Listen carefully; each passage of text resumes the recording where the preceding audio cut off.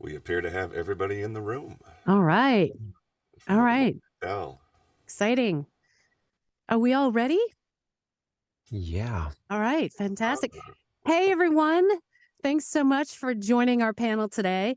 I am very excited to have a discussion on how we as creatives may educate ourselves on the potential risks and benefits of AI, synthetic voice models, and technology.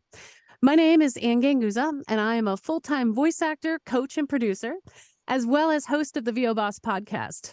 I'm also a member of NAVA, the National Association of Voice Actors, as well as a member of the Synthetic Voice Study Group of the Open Voice Network, which is an organization devoted to the creation of standards and ethical guidelines for voice assistants.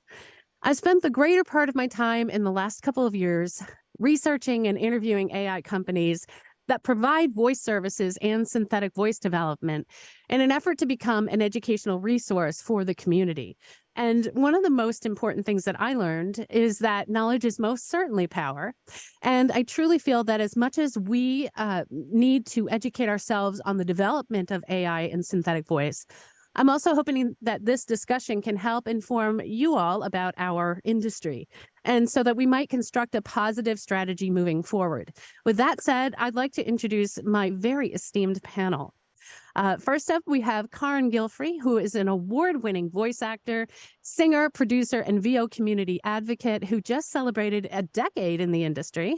She is the vice president of the National Association of Voice Actors, NAVA, the co-chair of the Vocation Conference, and the founder of Voice Actors NYC. Carin has voiced thousands of commercials, instructional videos, IVR systems, e-learning programs, documentaries, and video games, and has narrated and produced over 150 audiobooks. Thanks, Carin, for joining. Thanks so much for having me. Tim Friedlander is an award-winning LA-based voice actor, studio owner, advocate, and educator. He's best known for his work on Hunter x Hunter, One Punch Man, and as Longcaster in Ace Combat 7. Most recently, you can find him as the voice of the Pro Bull Riders Association on CBS and as the English voice of Navin in the dub of Beforeigners. He is also the founder and president of NAVA, the National Association of Voice Actors, as well as co-owner and editor of the VoiceOver Resource Guide. Thanks, Tim, for joining us. Good to be here. Daniel Söler is an award-winning multilingual voice instructor, singer, and voiceover artist. He is an active member of the Colombian National Voiceover Artists and Journalists Association, ACL, and the Latin American Voiceover Actors Association, ADLLA. Daniel has served as the director of the ethics committee and the general coordinator and chief of alliances of those organizations, respectively. In addition, he's a member of both WOVO and NAVA and the CEO of I-22 Talent Agency. His portfolio includes voiceover work for top-tier companies like Rolls-Royce, Nectar Therapeutics, Fluor, Optum, Peloton, 3M, UNICEF, the UN, and the WWF. He's also dubbed series in Spanish for the Latin American market for streaming services such as Netflix, HBO, Disney+, Nickelodeon, National Geographic, and Discovery Networks. Whew, what a great panel, guys. Thanks so much for being here. I'm very excited to start this discussion. So I'm going to start, before we get into the potential risks and benefits of AI and synthetic voices, let's talk about the basics of our industry so that our audience here is all on the same page. So Carin, I'd like to begin with you. Can you explain to our audience briefly the kinds of work that we do as voice actors and the various ways that we're paid for our work? Yes, absolutely. I would love to. So voiceover, you might think that voiceover is like mostly cartoons and video games and things that are the more glamorous genres that voice actors are known for. But voice actors actually do all of this other work that is a part of a lot of people's daily lives. So for example, things like phone systems or your company's sexual harassment training, e-learning that you do. Anytime you hear a disembodied voice, whether it's on the radio, on your TV in a commercial, in a documentary, dubbing, e-training, company brand videos, all that kind of stuff, it's usually voiced by a voice actor. And voice actors are paid in a couple of different ways, depending on the genre that you're working in. every single industry that voice actors work in pays slightly differently. So if you're working on an e-training, for example, you might be paid per finished word for that job. It's a one-time fee. That's all you get. And that e-training goes out into the world and it exists. If you do a commercial, you're not paid per finished word for the commercial because commercials are typically 15 or 30 seconds long. You're actually paid to license your voice and or image for that commercial, for that product, for that specific period of time. And so what that means is if I voice an ad for Pepsi, I can't also then voice an ad for Coke for the time period that the Pepsi ad is running. And that's a really, really big, important point to note when we're talking about AI and synthetic voices, because if you have a synthetic version of your voice out there in the world, and you don't know that that voice is voicing ads for specific products, you might get yourself into legal trouble as a voice actor if you yourself are voicing ads for a competing brand. The other way that voice actors get paid sometimes is by studio hour. So you go into a studio, you record as many lines for a video game as they need you to, and you're paid for a studio hour or for, a minimum of 2 or 3 studio hours for that game. And then it doesn't matter if that game is, Grand Theft Auto and sells millions and millions of copies. You don't necessarily get residuals from that. You just get a one-time fee for your studio hour. So if there are no studio hours because it's a synthetic version of your voice, how are we getting paid for that? So that's kind of like an overview of the industry and how we tend to get paid. Thank you, Carin.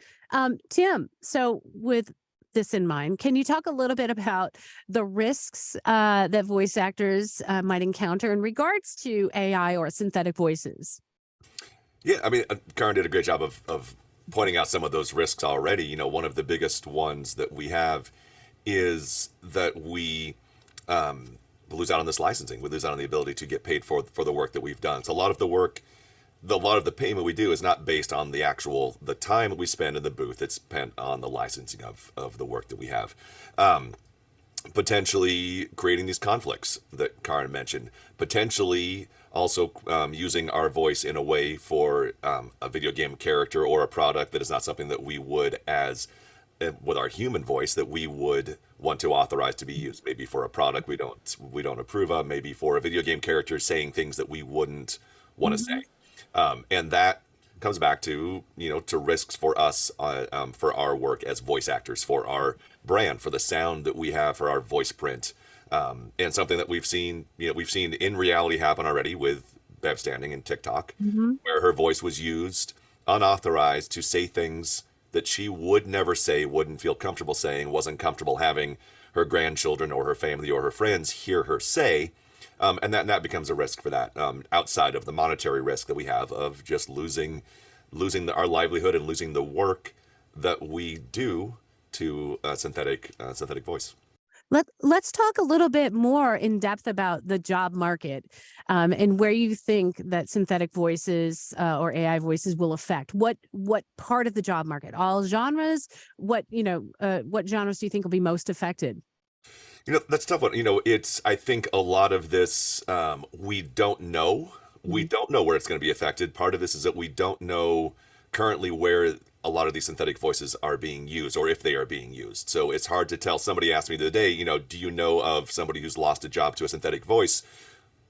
We don't know because we may not even get that audition. We don't know currently if it's directly being, okay, let's audition a non-synthetic voice and a synthetic voice, and we'll decide between those two and see which one wins. We're not currently, I don't believe that I know of anybody who we've seen that head-to-head competition. We are fine. We do know that there are, scratch tracks are being done, previs, certain things are being done before they bring a voice actor in to see if it's going to work. And that's happening. That we do know is happening in, various different markets. I think that the most earliest part that we've seen where it's most immediately affecting voice actors and where it's stepping in is in audiobooks. And we're seeing this already with Apple having released their synthetic audiobook narrators. And that is going to step directly into that market. It's going to happen in e-learning. It's going to happen in other areas of this that we've talked about. And I think the biggest hurdle that we have, or the concern that we have, is not to wholehearted, not to fully stop the use of these voices, of the synthetic technology, but to have control of it in a way that is great. Is this my voice being used? Then it needs to be licensed and compensated for the use. You're going to ask me to come back and, to redo a training video. You talk about, we talk about COVID protocol, how quickly was COVID protocol changing throughout the last few years. And if you could, as on a business side of things, update your text, update your videos, and update your voice in real time, there's value in that for a business owner. There's value in that for a voice actor. Great. You don't need me to come in and re-update these 12 sentences that we have to do. But you can license my synthetic voice to make that change for you with my approval, with our compensation, and in a way that lets us know that we've given approval for that. I think that the largest base that's going to be affected are those who are trying to be beginner voice actors, who are trying to get into this industry, who are building up competitive home studios, who are learning the craft and the skill that it takes to be a professional voice actor. If all of those beginning jobs go away and go to a synthetic voice, we're going to have this skill that is going to be lost. We're going to have a skill gap in 10 years of voice actors who have not had a decade of learning, or 5 years of training and learning. I think that's where it's going to hit most early and most probably noticeably. So I think what I'm noticing here too is how do we protect ourselves from our voice being taken in the first place and being used? I think there is that. And then also, if we have given our voice for a job, how do we know if it becomes data for the creation of a synthetic voice? So I think we really have to have a topic or a discussion on contracts.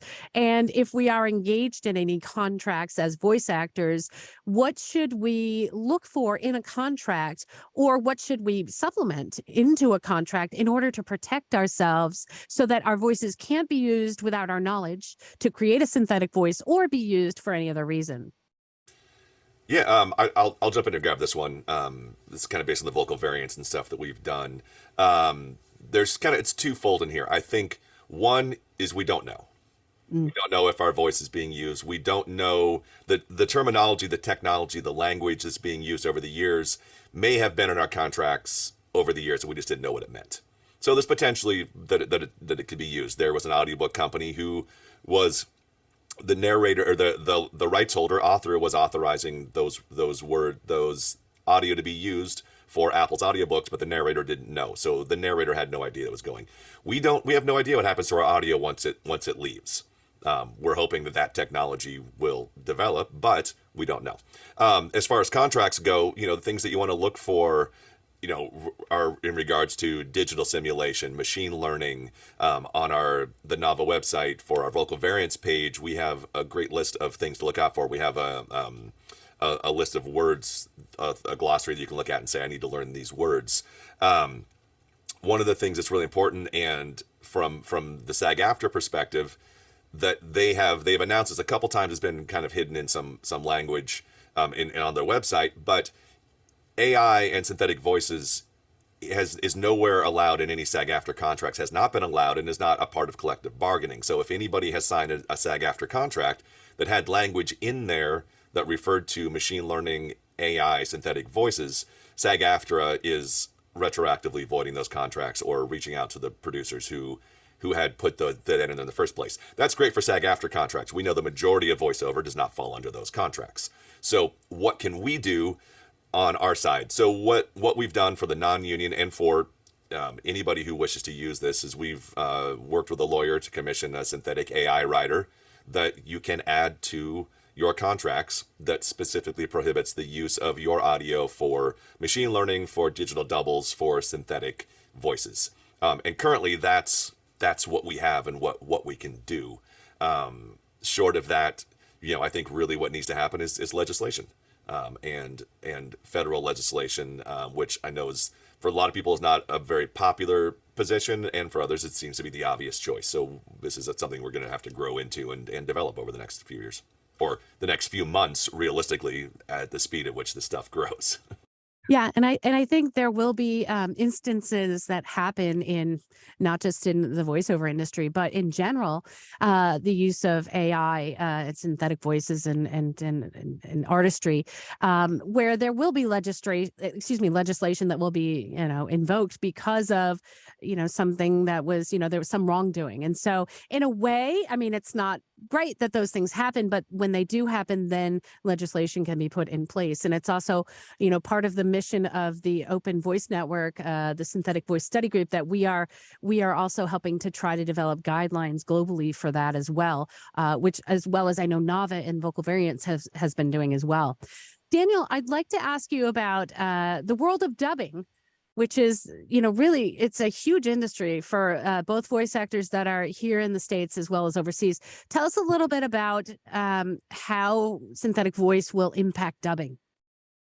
Well, it's a common practice that we as voiceover artists can create and develop 5, 10, or more character voices in one single production. But AI technology is drastically changing the rules, bringing the game to a whole new realm, because it's not humanly possible for me, for example, to create or develop a consistent 3-year-old girl, for example. But with AI, I could. Artificial intelligence powered voice synthesis technology can generate speech that sounds human-like in different age ranges. Not only that, it can also make character voices, cartoon voices, monster voices, animal voices, and voices that are just not humanly possible to create. It can also create Foley and sound effects much easier, so it raises worries for sound engineers as well. And well, this technology can, of course, be used for dubbing, enabling filmmakers, content creators, and producers to generate dubbing tracks without having to hire sound engineers, voice actors, or diminish the number of voice actors, since just having one great actor using speech-to-speech AI technology, for example, could easily perform a project alone, raising issues about disloyal competition. A project that before the democratization of AI would have required much more participants, now can use just one. There's also an artificial intelligence powered machine translation technology that can automatically translate the original dialogue into multiple languages. And there's even an artificial intelligence being developed that can contribute to that translation, localizing that translation into specific markets, reducing costs for studios to create foreign language versions of films, series, and TV shows, making the dubbing process more efficient and creating specific versions easily for certain regions. There's also artificial intelligence powered lip sync technology being developed that we've seen in social media a lot lately, that can automatically match the dub audio to the lip movements of the actors on screen, allowing the audience to immerse themselves into the storytelling much easier, which has been a long-standing problem and debate of the dubbing industry. Not to mention that AI can also be employed to overlay the original voice of actors. So basically, the original voice of any actor could be used as a cloak or costume over the voice of native performers, regardless of sex or age. So the specific markets can actually hear the timbre of the actual actor, but in their own language, localized, pronouncing perfectly with their own slang and everything. And something that is already extremely widespread and is standardized is AI technology to enhance the quality of the audio, removing noise and distortions and copying the ambience of the original scenes to ensure that the dubbing sounds and background are as close to the original audio as possible. Overall, I think AI can make dubbing much more efficient and cost effective. It also has the potential to improve the efficiency of dubbing by producing translation and natural sounding voiceovers. So the questions it raises, in my opinion, are for the most part ethical and philosophical in nature, especially regarding human rights, with a special emphasis on human job displacement and negative impact on the livelihood of an entire industry, unfair competition, entry of new actors into the business, and fair compensation for people that are already working in the industry. And that includes voice actors, translators, adapters, and sound engineers alike. So one thing, thank you, Daniel, for that for that. There's just a lot of instances where it seems like, we're being overwhelmed with the technology. And so in order to actually, I think, be affected by synthetic voice, right, there has to be synthetic voices that have been created out there. And I think one of the first steps would be if, there was a creation of a synthetic voice, if we were to try to take some ownership and have a synthetic voice, what sorts of things would we want to be concerned with in terms of if we wanted to create a voice to license it or to protect our voice from being used? I know, Carin, you have a couple of synthetic voices at the moment. I myself do as well. And I think there's some definite concerns and questions that you had when you started to create that voice. Can you talk a little bit to that experience? Yeah, I would love to. I think the number one thing, if you are going to create a synthetic voice, is that you have the right to accept or refuse any job that synthetic voice is going to do. So if you see an audition on an online casting site that says, we want to create a synthetic voice and we're going to pay you a one-time fee, and then your synthetic voice is out in the world, you have zero control over what happens with that voice. That voice could be doing ads for political candidates that you don't like. It could be doing content that is more than rated R, shall we say. It could be doing absolutely anything. And so you don't want to give away the rights to your voice if you are in that place. If a person is creating a synthetic voice with a company, you need to look at the contract and be sure that you have the rights. You can ask them about their payment structure, because your voice, your synthetic voice, it's not like it's something you can like have in a box in your office and you have control over it and you can just give it to any company that comes your way. Your voice only works on the platform that it was created for. So if you create a synthetic voice with Veritone, your voice works on the Veritone platform. And you gave the sound files or did the sessions to create the source material for that voice, but that voice is being used through them. And often when you look at the pay breakdown, the synthetic voice company gets a much larger sum of the total fee than the voice actor. So you need to look at what the split is between the company and the actor when it comes to when somebody does purchase that voice. How much are you getting and how much are they getting? And then also we need to make sure that the storage of that voice is safe, because what happened with Bev Standing, if we can just hop back to that, Bev Standing did a job for a language learning company, not a synthetic voice at all. It was just a language learning company job that created, her voice to do a language learning app. That voice was then purchased by another company, which was then used by TikTok without her permission. And she became the text-to-speech voice for TikTok. Now, that was not something that she anticipated, and she had to go back and sue TikTok and say, you are using my voice without my permission. So anytime, even if it's for a job that is like just a language learning app, be sure that in your contract, it says, my voice is only to be used for this purpose. It will be stored this way. If the company ever folds, my voice cannot be sold to a new company. No one has access to the source files to train other AI and things like that. What am I missing, Tim? I know I'm missing some things. I don't have the pillars in front of me of what. I think you have nailed it. Great. Yeah, I mean, ability for consent, ability to opt out. You want to have ability to opt out. And then also, what you talked earlier, it needs to be very clearly denoted about the exclusivity of where is this going to be used, and is it going to prevent conflicts for you as a voice actor. And you also really don't want to have an exclusive contract with a synthetic voice company that says your voice can't be turned into any other synthetic voice for the rest of your life. If you create a synthetic voice with one company, you also want to be able to, if the opportunity arises, create a different synthetic voice that's used for a specific phone system, for example, or something else like that. So those are pretty much the main things to look at. And I think one thing that I just want to reiterate, and I know you mentioned it briefly, was there's the process of creating a voice, right? Which will give you ownership and give you, the rights to, this is my voice. I do not want my voice to be used in the data creation of other voices. I don't want my voice to be used in the creation of hybrid voices.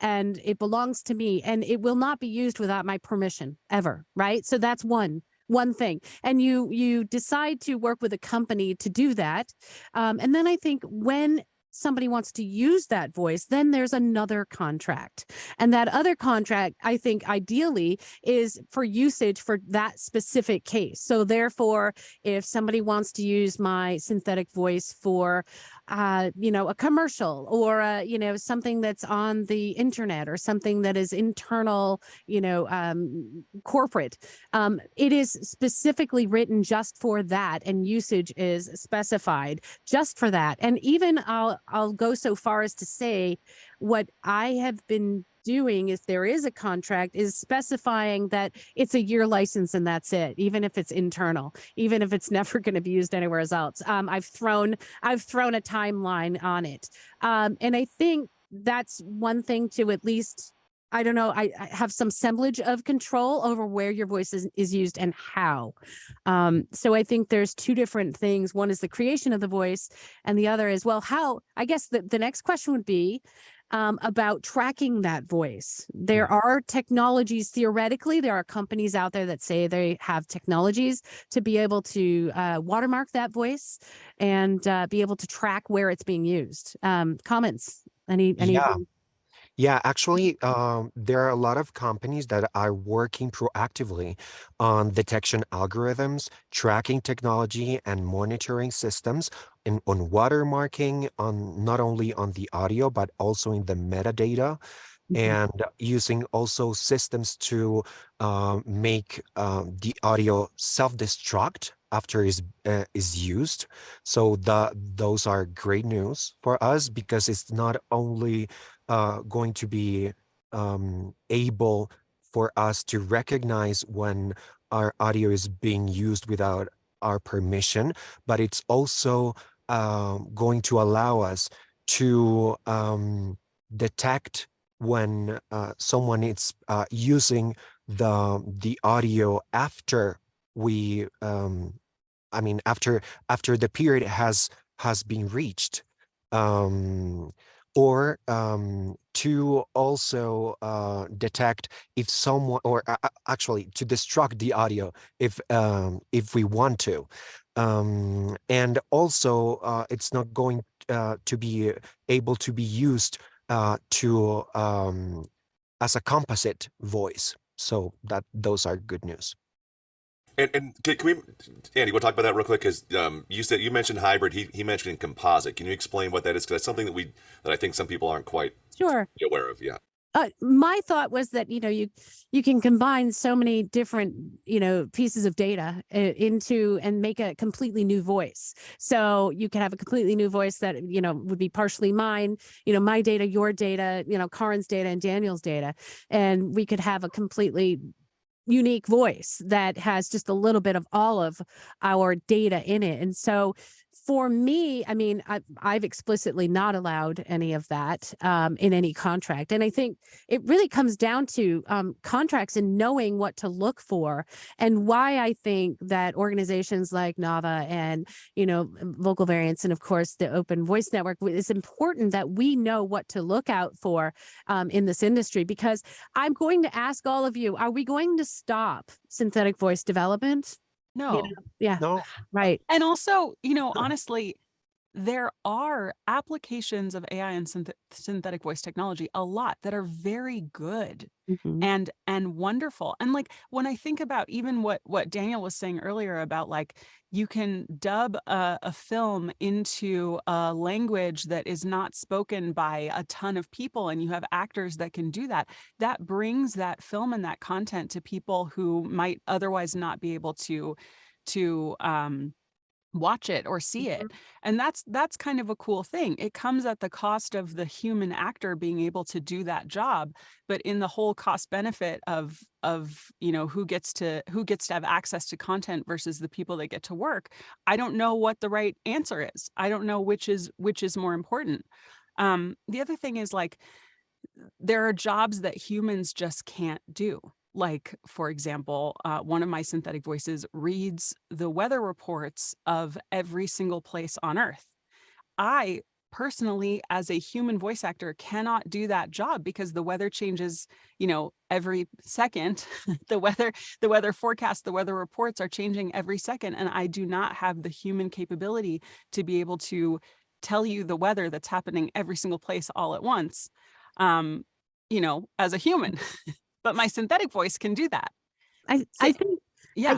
I think also, I love that you brought that up, Carin, because I think it comes from a place of not like, oh my gosh, it's going to take away, but how can we maybe utilize the technology to expand our own, our own business, right? Obviously we can have our human voices, but also if there is a need or a desire for someone to use my synthetic voice, which is why I decided to create one, so that it's there at the ready, so that if somebody wants that and I'm not able to do it, and as Carin was mentioning, there's so many things that it can do. I want to be able to offer my clients the ability to have either voice. And I think there's this whole discussion now about well, I've got two things I want to talk to you guys about, or ask you about. Let's talk about the market in terms of pricing. I mean, why do synthetic voices have to automatically be like, oh my gosh, I'm going to be losing money, or I'm going to be, it's going to just bottom out the market? I think if you consider voice actors and our profession as we are, I mean, if we think of ourselves as celebrity voices, they really do need great actors to make great voices. And so I feel as though that is worthy of some compensation. And so therefore my synthetic voice doesn't have to be the cheap option. It can be I don't have to label it as such. It can be a more value oriented or cost effective solution, but it doesn't have to be cheap. And I think that if we kind of, I guess, turn the way we look at these things around, it can then benefit us, and it can be something we can add to our tool bag rather than just have feeling like our jobs or our livelihoods are being taken away. Thoughts? Yeah, well, there are actually companies that say that explicitly, that rely on human delivery, because we on a daily basis are asked to do a lot of things that normal people, or that people that are not performers, can not do. Not everyone can perform on command. So I'm pretty sure we're going to be needed. We're asked on a daily basis to embody, articulate, and sculpt with sound what the texts are not saying explicitly. Sometimes even writers and copywriters don't know how to communicate what they want. And a very important part of our job is to decode what they want, because even when they want and try to exemplify or illustrate with their voices what they want, they can rarely get there.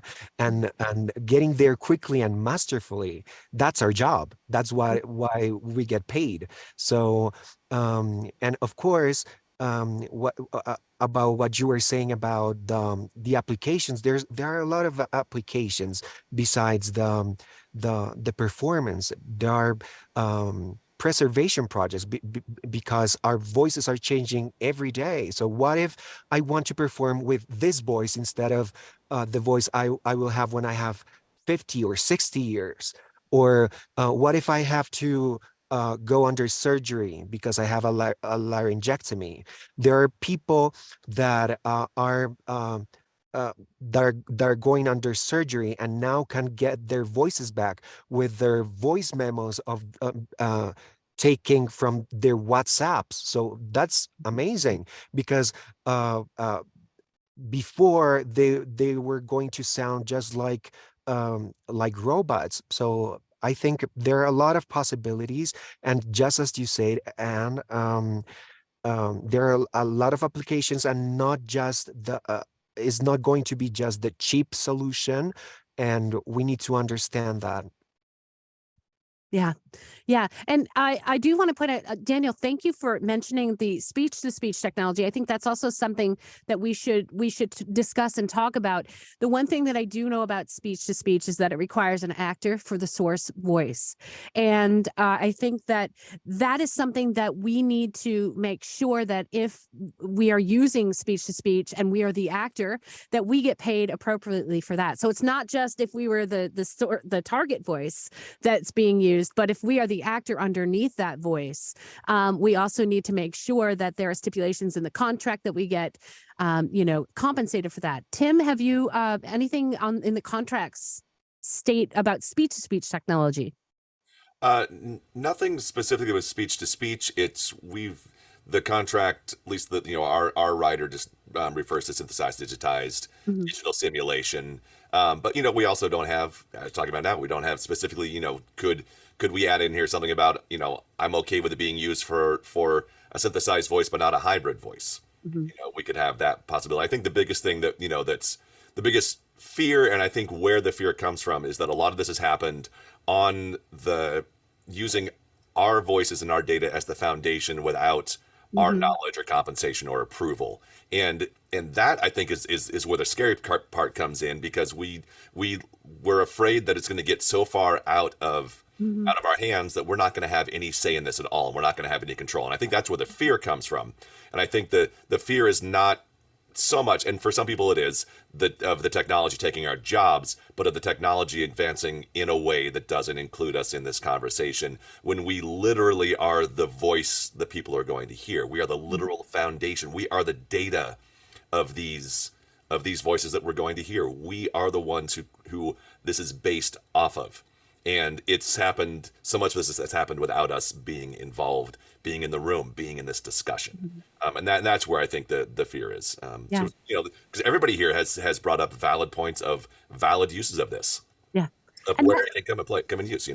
And that's why it's so important that we talk, that we have these conversations, that we have organizations like NAVA and all of us working together. I think that, if you had to say what would be the most important thing that we could do together as an industry, what would that be to protect ourselves and our voices? I think to educate everyone who is involved in the industry about this technology. I can't tell you how many people I have encountered this year alone who had really no idea how advanced things had gotten.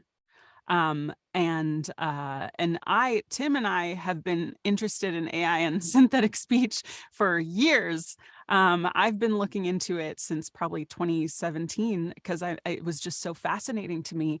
And whenever I have conversations with actors, like big established actors who maybe don't have their finger on the pulse of this technology, and I tell them like this is possible, so many people say, "What?" I can't believe it. Mm. And it changes every week, Yeah. every day. Mhm. I mean, it used to be even just 2 years ago that in order to create a really great, believable synthetic voice, you needed roughly 2 to 5 hours worth of source material in order to create that synthetic voice. Now you can make a pretty dang believable synthetic voice with under 2 minutes of Yeah. source material. And that goes to the security question as well. Like, I think that when it comes to our work being taken, our industry might be the first that's regulated because of the security implications. There was just a story that came out like 2 days ago, I think, about these parents in Canada whose son called them and asked for $21,000, and they gave him $21,000. Well, it wasn't their son. Yeah. It was a bad guy using a synthetic version of Yep. their son's voice to ask him for money. Oh, So that is real. You yeah. talk about people, trying to get into the bank accounts of people who are deceased. You can create Mhm. a synthetic version of their voice and call the bank, and there you go. You have all the information, you sound believable. There's all kinds of crazy things that can happen. So I'm hopeful that the law will catch up to Yes. this technology, at least in our space, before it gets into the, I mean, I want it to, of course, to cover everyone. Every single creative person should have the rights to their own work. But for us, I feel like it's very tangible, the implications of this. Um, and so I'm hoping that it's regulated Yeah, sooner. I agree with you, Karin. And for every media story that comes out that talks about deep fakes and that story that you just mentioned, I mean, in a way, it's horrible. Yes, it's horrible. Yes, but in a way, it's good because it's going to create action, and action that needs to be taken. I think we need to have these things happen, and because it's sometimes you don't know what you don't know, and so therefore you don't know that this is possible, and so I think that in a way that's going to be good for our industry. And also, like I mentioned, the education I think is so very important for all of us, for all of us to really understand how we might be able to evolve and move forward. Now, question, do you feel, any of you feel that our jobs will ultimately in 10 years being taken away, or no, you still feel there's going to be need for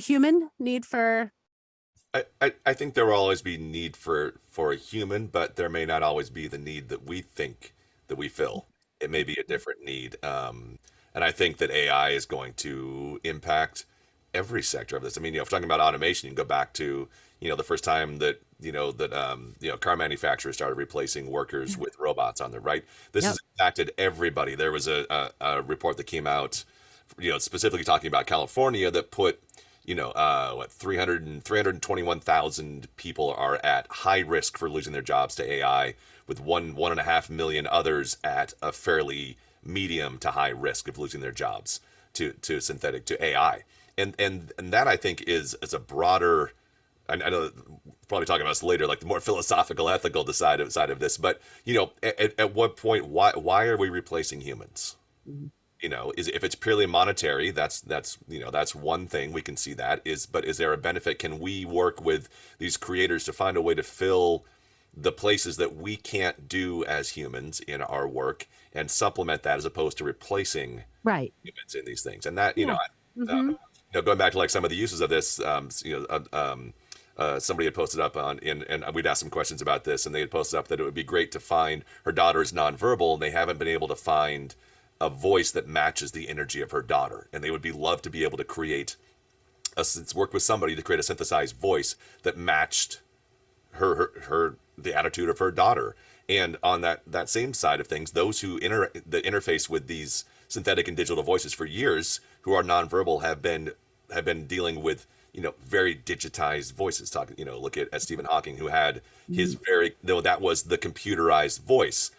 The possibility that somebody who's nonverbal could have a very interactive, emotional conversation with somebody else using their synthetic voice, that potential, I think the potential of that is great. People are asking for that. That's something where it could be of benefit. Yeah. That's something that Vocal ID has been doing for about a decade now. And even for people who are nonverbal, taking the voices of their siblings who sound kind of like them and their own nonverbal sounds, and creating voices that are specific to them. But up until now, it has been tens of thousands of dollars to do that. With the advancements in technology, it's much, much, much, much, much cheaper. And you did just say for the last 10 years. Right? Yeah. You said for the last 10 years. This is not something people may have just heard about it in November when Apple dropped, but this has been happening. That company's been around for 10 years. Where did this stuff? I mean, about 10 years. I'm not exactly sure, but the first time I heard about it was probably around 2016, 2017. And I know they'd been working on it for years before. So, Well, I think one thing is that people are just now thinking about this, but these developments have been on the making for years, because people think about AI and they think about TTS, but TTS is not even AI. but we're talking about voice biometrics, we're talking about voice authentication, we're talking about interactive voice response and speech enhancement and emotion AI and speech to speech and a lot of other things that are actually AI, that have been developing for years. And those things we actually need to study. And just as you said, I think encouraging public dialogue and education is the key to be on the to be just in the place we need to be, because we need to have these conversations, these panels, educate people, and just to make this conversation go forward. In the spirit of education, and just because I know that not everyone in here is a voice actor, I just want to jump back and explain what speech to speech is versus text to speech. Text to speech is TTS, what Daniel just mentioned, where you literally type in something and then a synthetic voice says what you've just typed. That's what people use on TikTok and other apps where you can type in something and a synthetic voice says it. Speech to speech is really interesting. Speech to speech is more akin to when you do motion capture for video games. So you have an actor who has a motion capture suit on, and they do all of the actions that they need for the video game, and then they put a character on top of that actor's performance, and it looks like you have like a giant Tyrannosaurus Rex doing some motions, but really it was an actor, right? So speech to speech works the same way in voiceover and synthetic voice technology, where I could read all of Pride and Prejudice, but then they can choose to overlay any person's voice on top of my voice. So it can be Pride and Prejudice read by Scarlett Johansson, Pride and Prejudice read by Barack Obama, Pride and Prejudice read by James Earl Jones, but it's performed by Carin Gilfry because I was the actor for that book. And they're using my stops and starts and emphasis and things like that, and then just overlaying the voice on top of it. So that's what that is for anyone who doesn't know. I think if I just want to jump back a little bit from what Tim was saying about, is it going to replace, is AI going to replace humans? But I think as you kind of intimated before, the evolution of all technologies, right? I mean, the tractor came along and, and all of a sudden field workers were out of a job. I feel like the poor horses. Yes, exactly. So I feel like this is really just the evolution of technology, and as Daniel mentioned, yes, this has been coming for years, and frankly, I'm kind of excited that it's kind of taken off. I've actually I'm just been seeing all of the uses for not just synthetic voice, but other AI things that have been helping to, access large amounts of data, easily and quickly. And, just that fact alone. And if we can just think about what parts of our jobs are repetitive, or, those types of things where it's not as important necessarily to have a human. And I know, Carin, you talk about this all the time. Alexa, right? I've used Alexa for 5-6 years, and I very actively use her every day, and I'm fine with Alexa having Alexa's voice. I know that it's not a human, and I'm okay with that. And I think that society as a whole has to, there will be this acceptance of certain things as long as it's transparent. And I think that transparency really speaks to a lot of acceptance from people. And, one of my past lives was working in technology. And so I've always kind of been at a place where I love technology. Like Carin, I get very excited. I was interested in AI a long time ago as well. And I've just gotten used to kind of just trying to roll with the punches. And I wish that I could give that to other people, because ultimately I feel that if you can educate and evolve along with it, it's not so scary. And it's something that you can work with. And if it's something you can work with, I think that's the biggest thing we're at right now. I'm a musician. I come out of, I came out of the 90s of watching from a consumer. All of a sudden, Napster, I could get anything I wanted to. And now we are 30 years later where, the blue collar musician does not exist the way it used to before. And that was replaced by drum machines or iPads or synthesizers or loopers, any of those things that have replaced people in those performances, which has provided a lot of opportunity. I could go out as a guitar player and take an entire backing band with me and be able to do an entire show without any other musicians. That's great for me to a certain extent, but terrible for musicians, that we don't actually have this blue collar working class where I can go out and be a full-time working performer and musician. We don't have that in music the way that we did. We're seeing music venues shut down. Los Angeles has lost how many music venues? There are very few left because there aren't the people to go. We've lost that drive to go see humans perform music in that way that we used to. And I think there was a bit of arrogance 30 years ago that, oh, well, humans are never going to be replaced. Well, we've seen it replaced. We've seen it happen. We've seen that happen. And I don't think we're overreacting. Some are saying, well, it's never going to take this. I don't see what the big deal is about it. Great. I hope that's correct. I hope that our worst fears don't come true. But I think we need to be involved in this conversation, this education as we go forward. And that includes union and non-union. Mm-hmm. And one of the things that I think people don't quite realize if you're a union actor is that union contract you get, even though it says SAG-AFTRA on it, has not been vetted by SAG-AFTRA before you received it. That contract gets downloaded from the website. A producer can add anything they want to. They can send it to you to sign. And we have been seeing in the last couple of months union contracts with synthetic information, with digital doubles in those contracts as addendums and riders. And you assume that because it's a SAG-AFTRA contract that you can sign it and that it's going to be okay. Yes, to a certain extent now, if you are a union voice actor, take that job, do the work, let SAG-AFTRA be the ones to handle the follow-up and say, you know what, this can't be in the contract. So there is some support there from that, and SAG-AFTRA is doing that. But it's important for everybody, regardless of where you are on the union spectrum, to look at your contracts and read those contracts. We know they're long. They are long. It's unfortunate that they are long. They're full of legalese that we don't understand. But you can skim through those things and look for certain words that shouldn't be there. Which again, we have a glossary of resource definitions on our website, including digital simulation, synthesization, digital double, machine learning. Those are things that you can, on a DocuSign or something, you can just boom, boom, boom, let's search through and find those things. But everybody, voice actors, regardless of your union affiliation, need to be educated on these things and what these things mean, because they're going to affect everybody. Tim, I have a question for you, actually. What's up? So where is SAG-AFTRA right now when it comes to, like, if a production company wanted to take a major Marvel film, for example, and they wanted to use AI and synthetic voice technology to do ADR, so like any pickups that weren't captured on screen, and they wanted to just create a synthetic version of a famous actor just for a pickup and or for dubbing. Is that possible through SAG-AFTRA?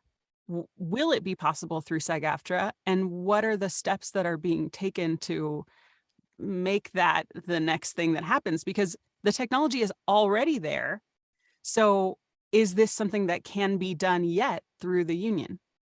I am not involved in those contracts specifically. I am on some of the committees with SAG-AFTRA. I am a SAG-AFTRA member, so what I know is peripheral through this. So I don't speak on behalf of SAG-AFTRA because I don't honestly know exactly what they're doing.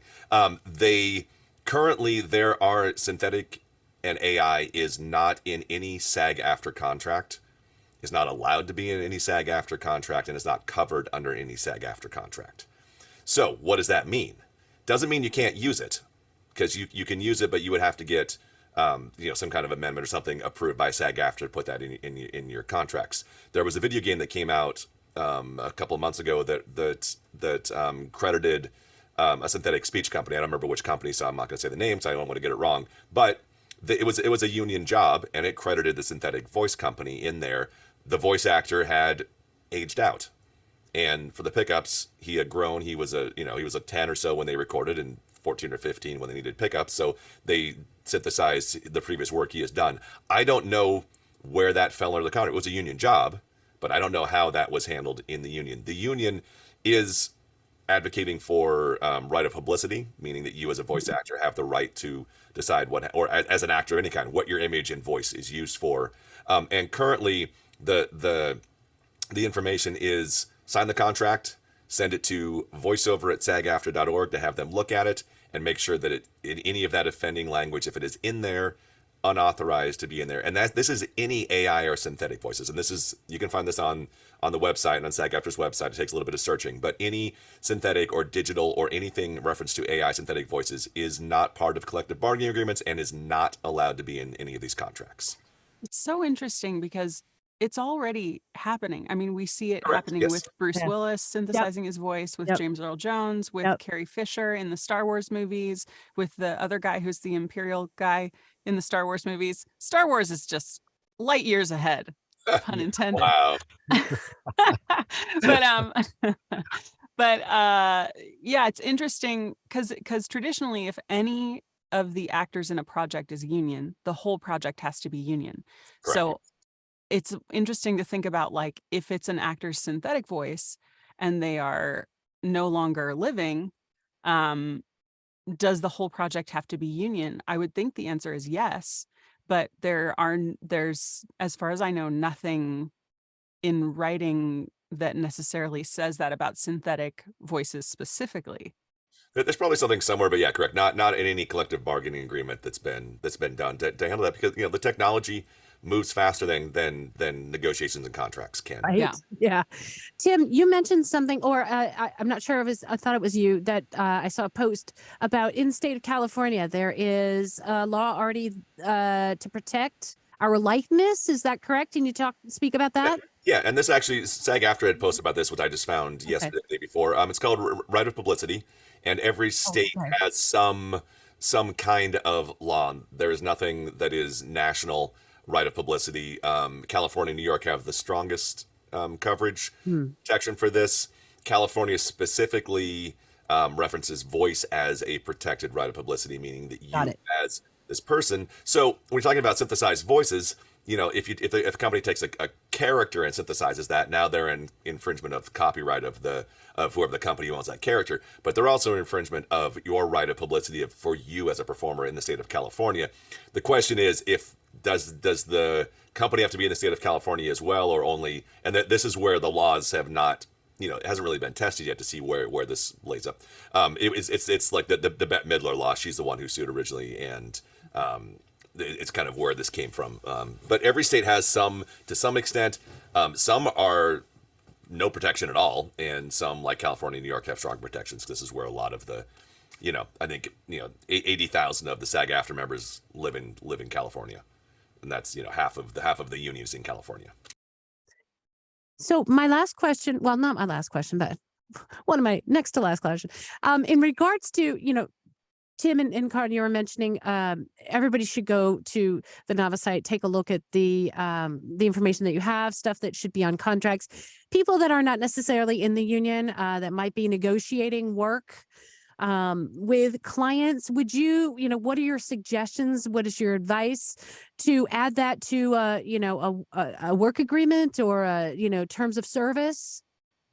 Yeah, I mean, it's something that we are not lawyers, and we are providing educational advice here, that we have found many people putting this into practice and having good luck with this. You can add this in, just speak with your producer, talk to the people who you're working with, and say, you know what, I would like to add this in and make sure, is this going to be used for synthesized and digitized voices? Oh, well, no, it's not. No problem. We'll sign this.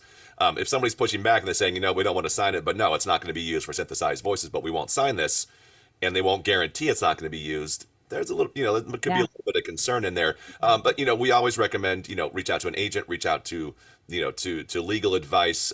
Daniel, do you guys have, something similar in with your organization as well, that you've done something like this, or is this still, I'm curious what you guys have. Well, it's still in the works, but here in Latin America, we're actually working towards that, because we don't have a union here or anything that protects protects the industry, but we're working towards that. Cool. Awesome. Any last final advice that you would have for voice actors out there that want to protect their voice? Don't be afraid, be informed. Yep. read the contracts and know what to look for in these contracts. And if you don't have, at least some information on how to reach a lawyer, it's good to have somebody. They're not. If you can find a lawyer, you can somebody who knows these contracts. They're not terribly expensive, and in the little bit of expense in the short term will save you potential loss of work in the long run. But read your contracts, be educated. Daniel?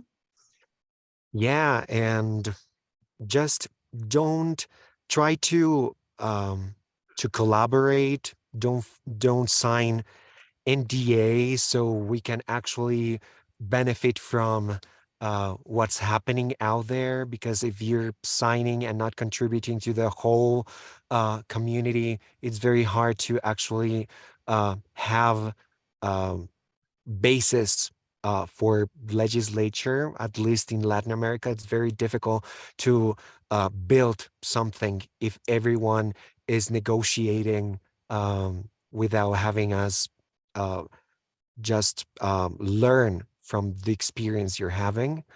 So just think about the industry, not just about yourself. Yeah, that'll be my input. And if I can add to that, I think that we need to have some honesty and transparency in our discussion about rates, and that we can discuss. It is fair to discuss, and this is one of the things companies try to do forever, is you cannot discuss your rates. We are fully able to discuss our rates if we like. If you don't want to and you don't feel comfortable, don't feel pressured. There's no pressure to ever discuss something if you want, but I don't think we should ever be shamed for discussing, this is how much this job costs. If you go to McDonald's is not afraid to tell you that a Big Mac costs this amount of money. I do this work for this company. This is how much that product costs for this company. Therefore, that's how much the value is in that. And I think we should be okay to talk about that, especially when we're discussing about building these rates. We don't know what the value in synthetic voices is. Let's make sure that we can have a fair, transparent, honest conversation without feeling belittled or made fun of for sharing the fact that we make this amount of money. It is transparent. It should be open. Carin's synthetic voice should make the same amount of money as my synthetic voice, regardless of what it sounds like or whatever other components people think puts value on that. I mean, except that I'm just so awesome. I need at exactly. least. Yes, twice double. Just kidding. Excuse me. My synthetic voice is worth so much money. A synthetic voice rate guide. There you go. Honestly, I think that's actually something very, very valid to that, because again, I am of the fact that, look, we make our rates and we do not have to succumb to a cheap voice. And synthetic voices don't have, we have merit. We are paid because we are actors, and they need us to be great actors, to have a great voice. And to add on that rate guide, any of these rate guides that you're seeing, these are just advice and minimums that this value should have. You are free to charge whatever you want for your job, as anybody is. Same with SAG-AFTRA. SAG-AFTRA contracts, this is a scale as a minimum. This job should pay a minimum of this amount of money. Are you worth more than that? Charge more. Yeah, it's a free market. Yeah, absolutely. Absolutely. Wow, guys. Well, this has been amazing. Thank you so much, everyone, for joining us today. Tim, Daniel, and Carin, you guys are amazing. And how can people find out more if they want to get in touch with NAVA? Tim, Carin? NAVAvoices.org. You can reach us there, and actually, all four of us are members of NAVA, which is crazy. There we go. There's a great place to get in touch with us. Daniel? Absolutely. Yeah, same. Through Nava or solerdelaprada.com. And yeah, reach out if you need more information. We're open to talk about these topics. And I think encouraging conversation and being informed is the way to approach this. Absolutely. And Anne, how can we find you? Oh, well, I'm also a member of NAVA, but also feel free to reference the VO Boss podcast, where I did a substantial amount of interviewing of people and companies that are creating synthetic voices at voboss.com, and of course, Ganguzza.com. So thank you very much, everyone. It's been a pleasure. Awesome. Thank you. And thank you to all of our everybody who sat in and watched. We had about 25 or 30 people watching us today. So thank you all. We hope you learned a lot. And thank you so much for doing this. Is awesome. Thank you. Awesome. Goodbye, everybody. Have a good Bye-bye. Thank you, Anne, Karen, Tim. Thank you. Bye, guys.